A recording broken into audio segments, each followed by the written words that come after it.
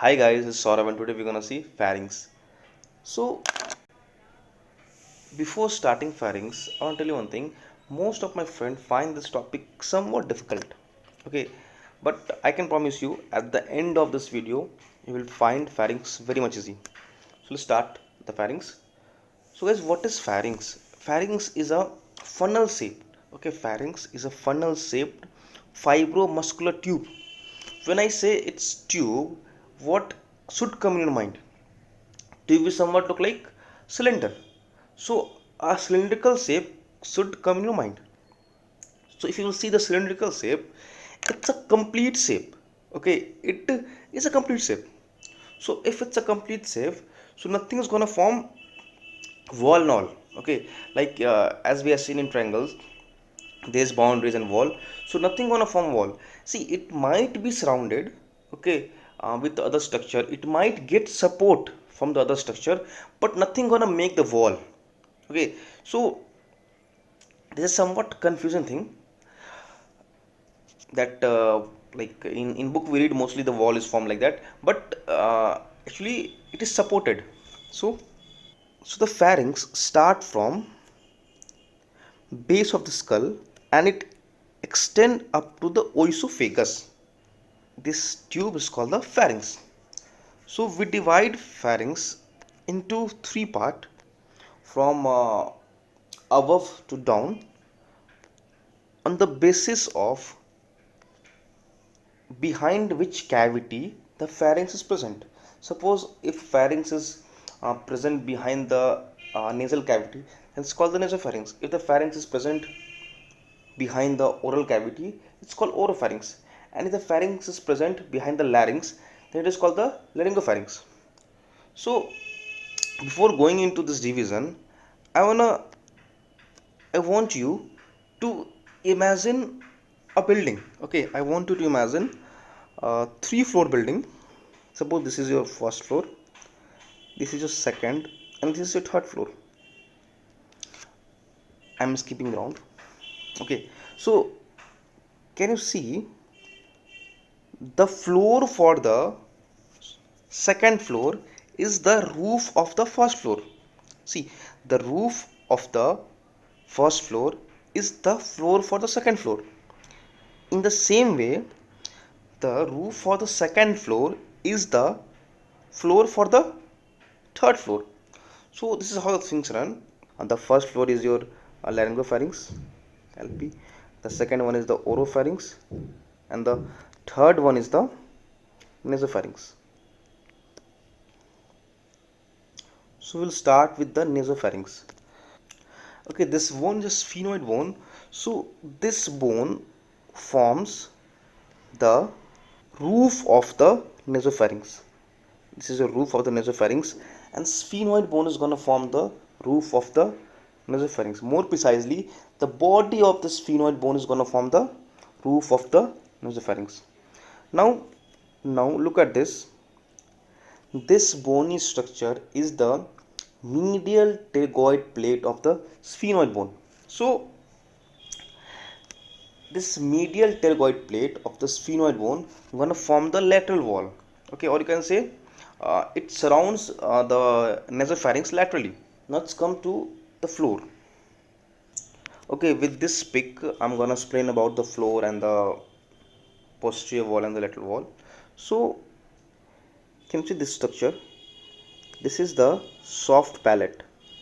Okay, this area is the, or even you can say this is the pharyngeal isthmus. Okay, so pharyngeal isthmus is the opening from the nasopharynx to the oropharynx. So you can take it as a junction between the nasopharynx and the oropharynx. So floor is formed by this soft palate. This is somewhat like this. It forms the floor. The floor is formed by the soft palate as well as the pharyngeal isthmus. Now, as I said you, we divide pharynx on the basis behind which cavity it is present. So it's very obvious that if it is behind something, that something will be anterior to that thing.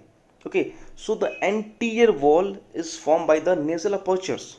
Okay, And if you've gone to posterior wall, so guys, posterior wall is supported by the C1 vertebra. Okay, it is not formed by the C1 vertebra, but it is supported by the C1 vertebra.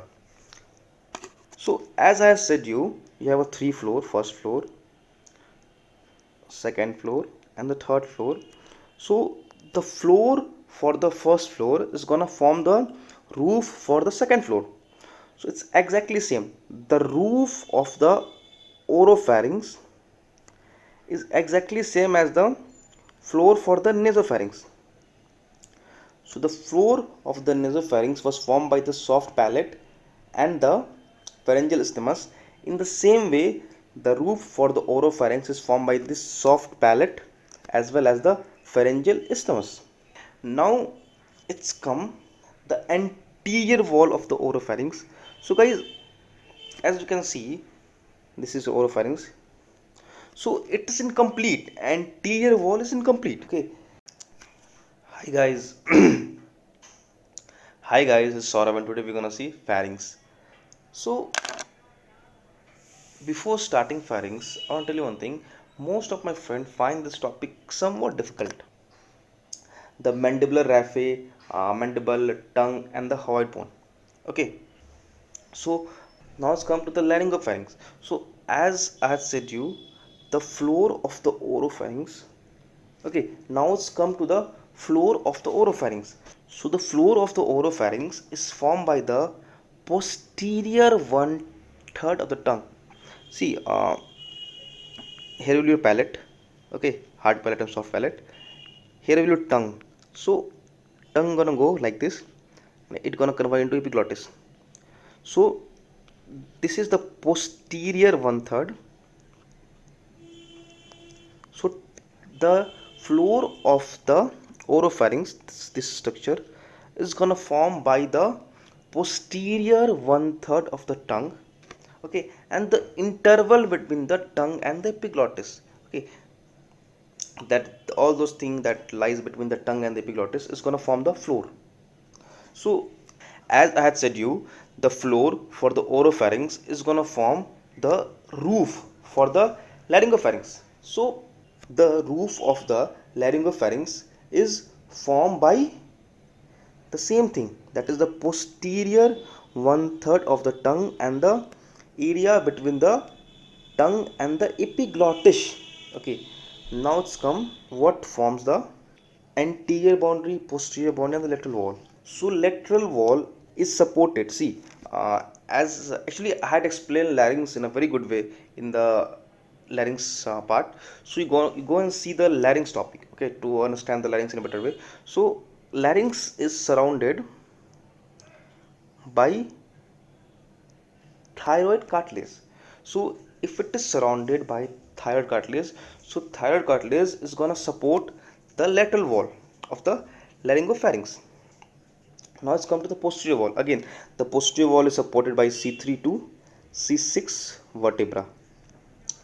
So guys, all these division, that is the nasopharynx, oropharynx and the laryngopharynx, contain some features. Okay, so we're gonna see the features one by one. We had completed all the walls. See, like walls are the one of the most difficult part that I find while I was reading the pharynx.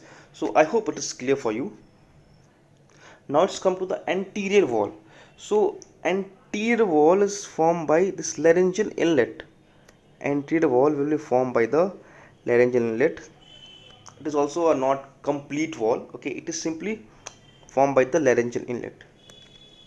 So guys, you have seen that either it's nasopharynx or oropharynx or laryngopharynx, the anterior wall is somewhat incomplete.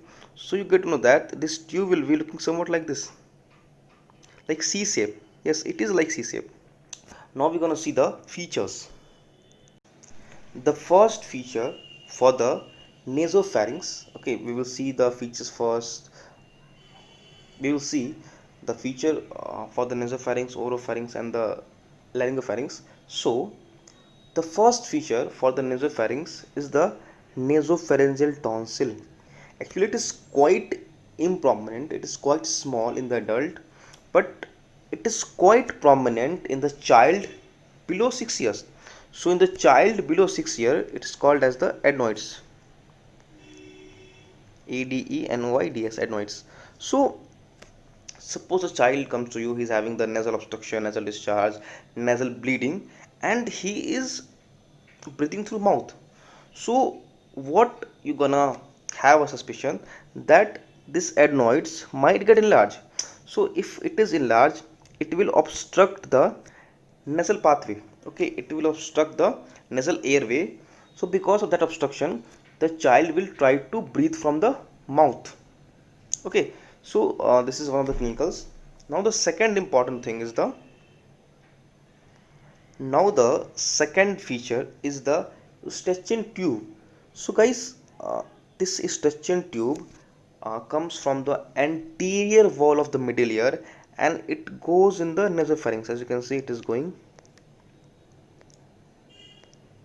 here. So so what does the Eustachian tube do? It simply equalizes the pressure between the middle ear and the nasopharynx. Now the third feature is the Passavant ridge. So before going to the Passavant ridge, I want to show you this muscle. This muscle is called the palatopharyngeus muscle. Okay. So what happens when this muscle contract? Actually, this muscle is present at the junction of the nasopharynx and the oropharynx, that is the pharyngeal isthmus. So suppose this is the roof of your oropharynx and this is the floor of your nasopharynx.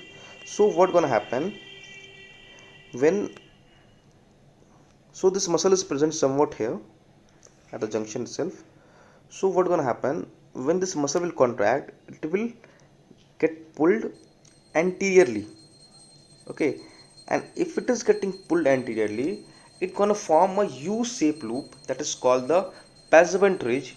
And what it does, it act as an splinter. It act as an splinter because it closes the isthmus, that is the nasopharynx and the oropharyngeal junction, while we eat, while we swallow. Okay, so it act as a splinter and it doesn't let your food goes to the nasopharynx. Okay, you might have noticed when you sneeze very hardly while eating, so the food goes into the nasopharynx, but normally for normal sneeze and all it doesn't goes. So because of this Passavant ridge, okay, the spelling is Passavant, Passavant ridge, the food doesn't go to the nasopharynx.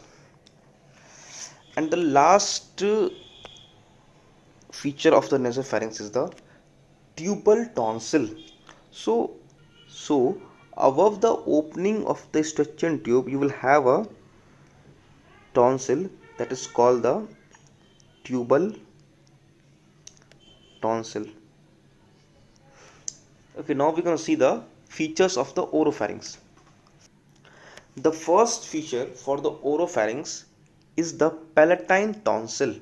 Okay, so can you see, this is the palatine tonsil. It is present in the lateral wall of the oropharynx. Now we will go to the next feature of the oropharynx, that is the lingual tonsil and the vallecula. So guys, this is the posterior one third of the tongue, and it contain lymphoid follicles, and that lymphoid follicles forms the lingual tonsil. Okay, in infection it will also get enlarged and it to become quite prominent when you see from the mouth, it will be easily visible. Okay, the another feature of the oropharynx is the vallecula and the glossoepiglottic fold. So in the posterior part of the tongue, you will find an elevation like this. This is the lateral glossoepiglottic fold, and this one is the medial glossoepiglottic fold. So between this fold, you will have a slightly depression, okay, that is called the vallecula. Between the medial and the lateral glossoepiglottic fold, you will have a slight fossa or slight depression, that is called the vallecula. So as we had seen all the tonsil, okay, after looking at all the tonsil from the nasopharyngeal tonsil to the lingotonsil, I want to show you one thing. This is adenoids, this is tubal tonsil, this is palatine tonsil, and this is lingual tonsil. So all these four tonsil, okay, will shape themselves in a ring, okay, and that ring is called Walde's ring. Okay, so this ring is called Walde's ring. Okay, now we're gonna see the laryngopharynx. The laryngopharynx doesn't have much important feature, but it has one very important feature uh, that we're gonna see now. So if you haven't seen my larynx video, go and watch that video. I had explained larynx in a very good and very simplified manner. So here we will see the pyriform fossa. So guys, this is the wall of the larynx, and this is your epiglottic fold. This is your array epiglottic fold. Array epiglottic fold. Okay, so between the mucosa membrane laterally and medially, between the array epiglottic fold, you have a fossa here. Okay, you have space here. So this space is important because it is like favorite place for any food particle to get stuck. Okay, if the food particle get stuck here, so it is very difficult for the person. Now second important thing is that as it is a space, so any tumor, okay, any malignant tumor of the laryngopharynx at this place can easily propagate, can easily have a growth without showing any symptom, because it's the space, the person won't feel pain and all. Okay, the life of the person will quite normal, but at this point the tumor is getting propagated. Okay, now the third important thing is that through this fossa, okay, through this fossa the internal laryngeal nerve passes. Okay, through this fossa the internal laryngeal nerve will go and supply the larynx. So because of this, while doing endoscope, if our endoscope get stuck in that fossa, that periform fossa, so it is a high chance that we can damage the internal laryngeal nerve and it gonna affect the larynx. So guys, this is the end of the first part, and we'll continue our pharynx in the second part also. So if you have liked this video, so guys, please subscribe my channel, share this video and like this video, and don't forget to press the bell icon, because if you'll press the bell icon then only will get the notification for the further video. So guys, that's it. Thank you for listening me. Saurav signing out.